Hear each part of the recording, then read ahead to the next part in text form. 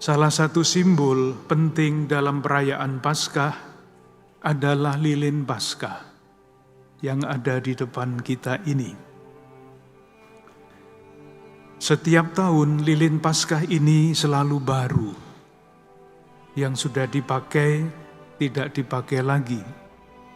Disesuaikan dengan tahun ketika Paskah itu dirayakan.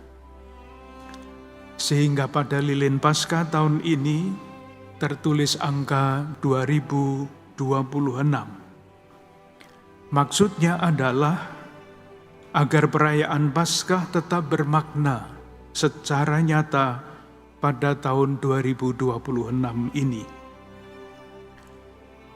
Kalau disampaikan dalam bentuk pertanyaan, pertanyaannya berbunyi begini: apa relevansi Paskah bagi masyarakat kita, bagi bangsa dan negara kita, bagi kemanusiaan, dan tentu saja bagi gereja Katolik di Indonesia? Untuk mencoba menjawab pertanyaan ini, tentu saja kita perlu membaca tanda-tanda zaman. Keadaan realitas dunia, realitas gereja, realitas masyarakat dan bangsa kita adalah realitas yang sangat kompleks dan tidak boleh disederhanakan begitu saja. Sementara itu, pada hari-hari ini, lewat berbagai media, kita disuguhi berita-berita yang mengerikan mengenai perang, yang berdampak besar juga bagi bangsa kita. Demikian juga berita-berita di tanah air kita. Sejak tahun 1998, pemberantasan KKN, korupsi, kolusi, nepotisme gencar disuarakan. Tetapi seringkali hasilnya dipertanyakan. Bahkan muncul keadaan baru sebagai akibat dari semuanya itu. Kekerasan, kemiskinan, dan kerusakan lingkungan, kerusakan bumi yang seharusnya menjadi rumah kita bersama. Sehingga sedemikian rupa, akhir-akhir ini kita sering mendengar orang mengatakan bahwa keadaan dunia, keadaan kita sedang tidak baik-baik saja. Menurut pengamatan yang dilakukan oleh Konferensi Wali Gereja Indonesia sejak tahun 1998 dan disampaikan dalam berbagai macam nota pastoral, akar dari semua itu adalah kesadaran moral, moral pribadi, moral sosial yang semakin luntur. Apa yang harus kita lakukan supaya perayaan Paskah tahun ini sungguh bermakna bagi dunia, bagi bangsa dan negara kita, bagi kemanusiaan yang sedang tidak baik-baik saja? Semoga Paskah yang kita rayakan terus-menerus mendorong kita untuk menjadi manusia-manusia Paskah, terinspirasi oleh iman akan Kristus yang bangkit, termotivasi oleh kemanusiaan yang adil dan beradab, dikuatkan oleh ketekunan yang tahan uji, terus berusaha tanpa kenal lelah, mencari jalan-jalan baru untuk mewujudkan nilai-nilai itu. Kalau demikian, Paskah tidak hanya kita rayakan setahun sekali, tetapi kita rayakan setiap hari, karena Paskah adalah perjalanan meninggalkan kegelapan, menyambut terang. Dan terang Kristus itulah yang kita syukuri, yang kita rayakan pada hari Paskah ini. Sekali lagi, selamat Hari Raya Paskah kepada para ibu, bapak, biarawan, biarawati bersama keluarga dan komunitas-komunitas. Kita berdoa tanpa lelah untuk perdamaian dunia, dan untuk damai dan sejahtera bagi bangsa dan masyarakat kita.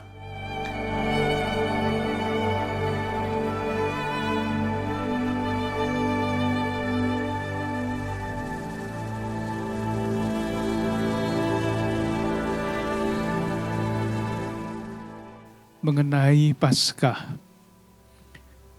Bagi umat Kristiani, Paskah itu selalu berarti eksodus, keluar dari perbudakan menuju tanah terjanji. Itu bahasa kitab suci.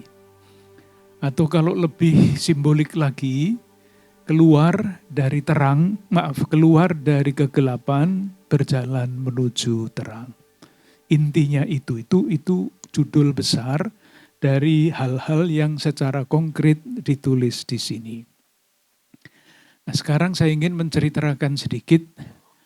Saya membaca sejarah bangsa kita, itu seperti sejarah umat Allah yang diceritakan di dalam kitab suci. Sejarah umat Allah itu keluar dari perbudakan menuju tanah terjanji. Bangsa kita keluar dari penjajahan menuju kemerdekaan. Nah, kalau kita membaca sejarah kita, perjalanan keluar dari kegelapan, dari perbudakan itu sangat jelas. Tonggak-tonggak sejarahnya sangat jelas. Dan tonggak-tonggak sejarah itu memang ada angkanya. Ambil saja contoh, tahun 1908 kita kenal, sekarang dirayakan pada bulan Mei, Hari Kebangkitan Nasional. Itu adalah awal yang merupakan titik terang menuju kemerdekaan. 1908 Hari Kebangkitan Nasional. Nasionalnya penting karena sebelumnya tidak ada nasionalisme itu. 20 tahun kemudian, 1928 Sumpah Pemuda. Satu nusa, satu bangsa, satu bahasa. Dan 17 tahun kemudian, waktu yang sangat singkat dibandingkan penjajahan yang begitu lama sebelum kebangkitan nasional, proklamasi kemerdekaan Indonesia. Disusul 1 hari kemudian dengan pemakluman Pancasila yang sekarang kita punya sebagai dasar konstitusional bangsa kita. Perjuangan selanjutnya, ternyata sesudah kemerdekaan keadaan belum menjadi terlalu baik. Akhirnya 1998, itu buah dari perjuangan lama sesudah kemerdekaan, diputuskan, ditentukan negara kita menganut demokrasi. Tahun 1998, runtuhnya Orde Baru. Nah, yang susah adalah sesudah tahun 1998, dengan semboyan pada waktu itu mahasiswa-mahasiswa menolak dan ingin bebas dari KKN, korupsi, kolusi, nepotisme. 3 kata itu populer sekali. Dan sepanjang dari tahun 1998 sampai hari ini, usaha untuk memberantas KKN itu sering dipertanyakan, ini sungguhan apa enggak? Dan kita semua tahu sekarang bukan hanya KKN yang berkembang, tetapi akibat-akibat dari KKN itu muncul beruntun. Kekerasan, 1. Kerusakan lingkungan hidup, 2. Kebohongan publik. Dan yang sangat menderita dari semuanya itu adalah saudari-saudara kita dan kita semua yang merupakan warga masyarakat sipil. Paling menderita, paling susah, dan kita melihat bahwa akibat yang sangat jelas itu semakin jauh dari cita-cita kemerdekaan bangsa kita, keadilan sosial bagi seluruh rakyat Indonesia. Saya tidak berbicara dalam konsep-konsep yang besar, itu sudah ada tempatnya sendiri bagi para akademisi, para pengamat dan sebagainya. Tetapi contoh-contoh kecil bahwa kemiskinan itu sungguh-sungguh menjadi buah akibat dari semuanya ini. Beberapa waktu yang lalu saya potong rambut di pasar Gondang Dia itu. Saya melihat kok sepi sekali. Saya tanya kepada yang memotong rambut saya, "Mas, memangnya sepi begini terus?" Dia jawab, "Enggak. Bukannya hanya sepi, Pak. Banyak yang tutup di tempat ini." Tutup karena apa? Karena daya beli masyarakat rendah. Itu hanya contoh kecil, contoh-contoh lain besar. Jadi sebetulnya keadaan kita sejauh dapat saya amati itu tidak baik-baik saja. Karena segala macam hal itu cita-citanya mulia, cita-citanya tinggi, tetapi tidak dapat diwujudkan karena unsur-unsur tadi. KKN yang masih terus ditambah dengan kekerasan, kemiskinan, kerusakan lingkungan hidup, kebohongan, semuanya merusak tata kehidupan bersama. Tetapi ini tidak meratapi kegelapan.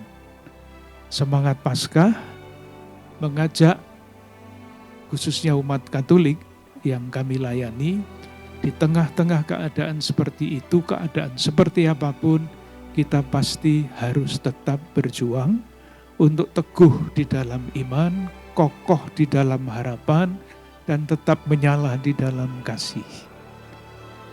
Dengan segala macam gerakan-gerakan yang muncul di tengah-tengah masyarakat.